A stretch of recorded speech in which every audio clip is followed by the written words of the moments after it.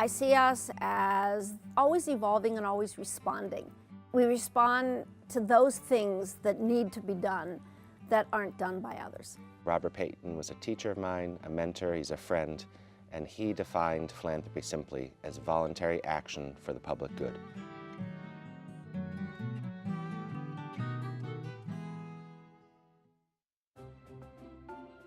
The word philanthropy may have been coined by the Greeks centuries ago, but it came alive in Pittsburgh over the past 2 centuries through individual and institutional acts of generosity.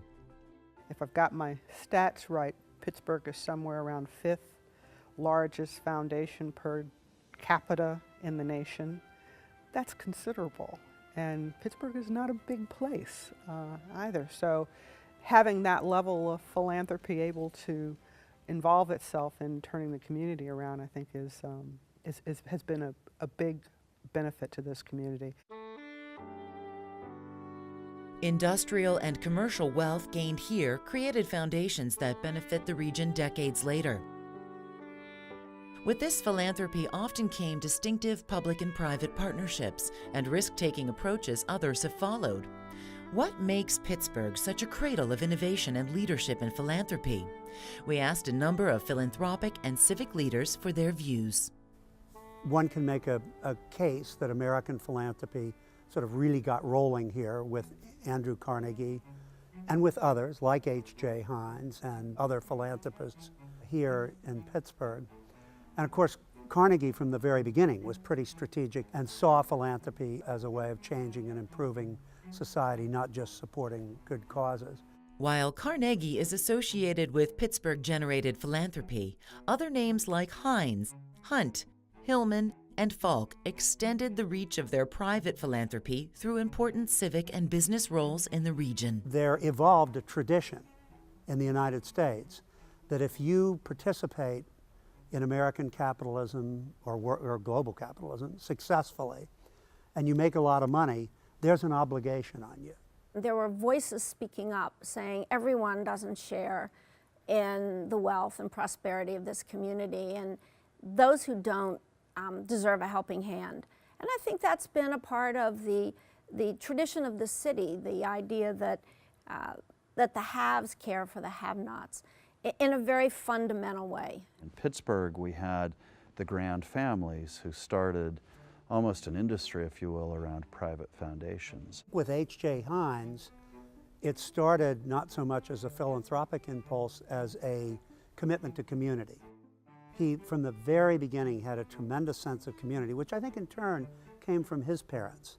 They were both devout Christians, and it expressed itself in the good works that he did. Henry Buell, who made his fortune in a huge department store and also had significant real estate holdings, left his money at the behest of his wife, Louise, for the benefit of Pittsburgh, Allegheny County, and the southwestern Pennsylvania region, in that order of priority.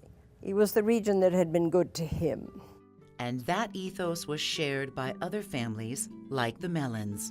The intent of the founder, who created his and his family's wealth from the region, that there was a huge obligation and commitment to the region. And that's been maintained from one generation to the next. One of the many things that distinguishes Pittsburgh philanthropy is that so many of the original families who made enormous wealth here in the late 19th and the early 20th centuries continue to support the city and care deeply about it. We as family members value, number one, our community, number two, the traditions in that community, number three, probably encouraging the community to be the best that it can be and those institutions within the community. We always were encouraged to be philanthropic and charitable.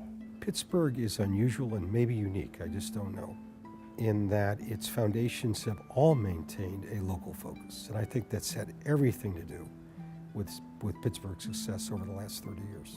Pittsburgh has a long history of people coming from different sectors, public and private, to work together to improve the city. When I think about the decades-long economic transition through which this city is going, there's no doubt that philanthropy has been a shock absorber in developing all sorts of public-private partnerships with governments and municipalities, in job retraining, working with school districts, working with all sorts of civic organizations to soften a really dramatic economic transition in this city that I think absent philanthropy would have been really hard and really difficult for this community. You have seen people come together, being led by large foundations, small individuals, around the idea and the solution. And so I do think it is a city who has known what it's like to be best at the top and has known what it's like to be at the bottom. And that hunger and that drive to always be a little bit ahead convinces people to come together. Philanthropists, foundations, have a unique role because they can fail if they have to. They can be an experimental unit. They can take risks. They have the capacity to try new ideas without the kind of consequences that government has or private industry has. If they're boards and they understand that their role is innovation in many cases. Pittsburgh's philanthropic community has worked together on many projects, revitalizing the riverfronts, transforming blight downtown, tackling public health challenges, or educational inequity. How does it happen? One recent example offers a view of the process. Jack Hines, chairman of the Hines Endowment and Hines Corporation in the late 70s and early 80s, turned the renovation of Hines Hall into an anchor of transformation for the entire cultural district. Over the years that followed, he saw that people were concerned about coming downtown and going to a performance in Hines Hall because what we now call the cultural district was then the red light district of Pittsburgh. The possibilities and problems in the area around Hines Hall called for sometimes novel approaches to property ownership, community development, and civic purpose. No one person or sector could accomplish this risky venture alone. He figured out later in the process that if you want to have others involved, other charities involved, philanthropies involved, you don't say, come and help me, you say, what would you like to do? And we learned that pretty quick. And it happened beautifully, you know, the Mellons and the Bannadams and others really came through. Trusted advisors and seasoned professionals carried this big idea forward. The scale of the city and accessibility of leaders and resources may also explain how philanthropy works in this city. The quality of the leadership, the quality of the thinking that went into giving here in Pittsburgh just seemed to be well ahead of other regions, whether it's our size or bigger or smaller. And one of the things that continues to amaze me about Pittsburgh is you can see people like Elsie Hillman walking down the street and walk up and talk to them. And that has been true for every major family that I know from a philanthropic standpoint, being very accessible, very engaged with the groups and the communities that they're attempting to work with and support. Engaged philanthropy has taken other forms in Pittsburgh, like the Life Sciences Greenhouse, a collaboration between Carnegie Mellon University and the University of Pittsburgh. Mark and I went around and met with each foundation head at that time.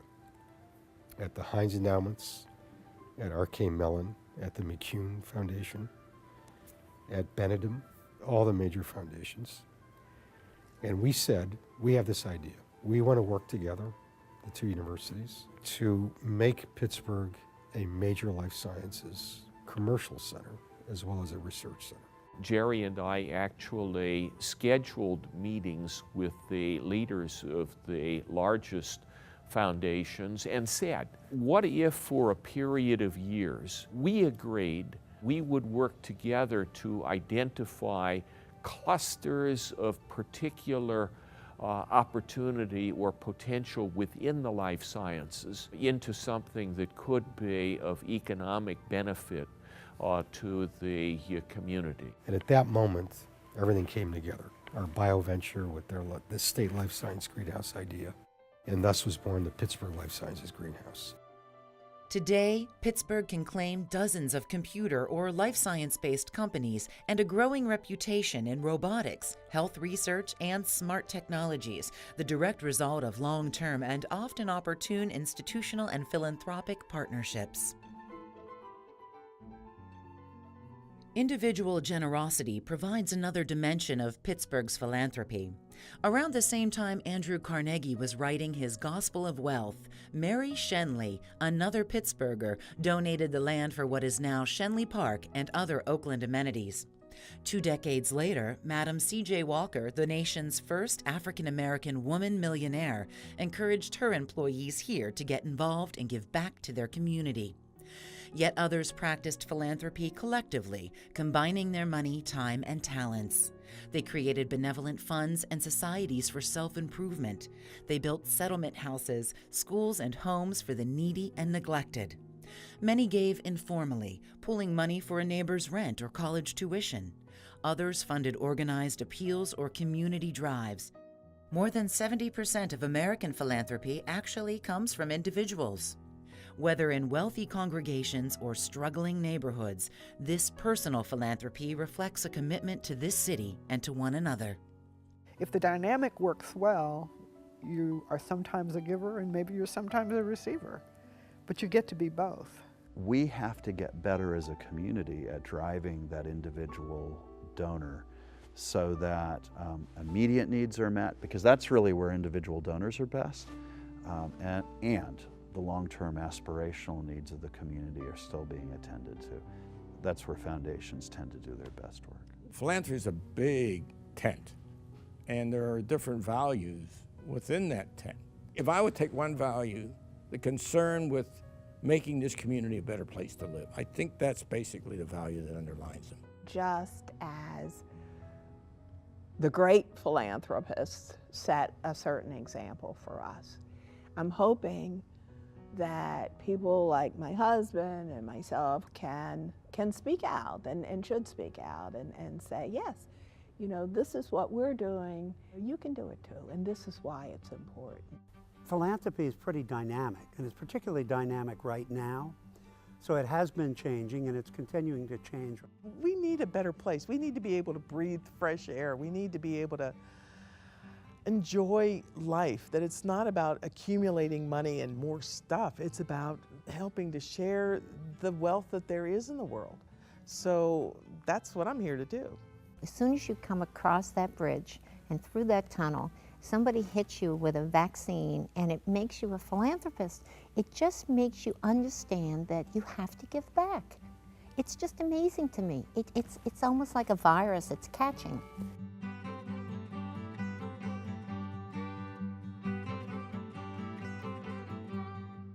We in the African American community felt as though we could approach the Alcoa Foundation or approach the Westinghouse Foundation and have a conduit and have a hearing.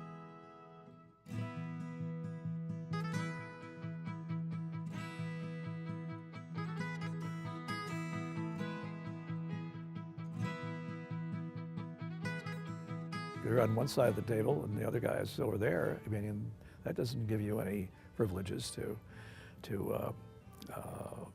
act in a superior way.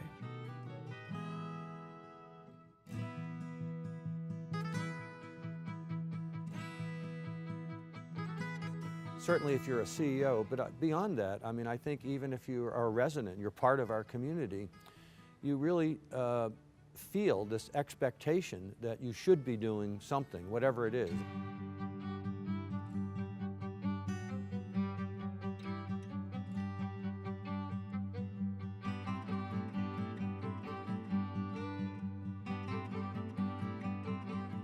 Philanthropy is giving back as a result of something that you have been able to do, and then you can in turn provide something for someone else.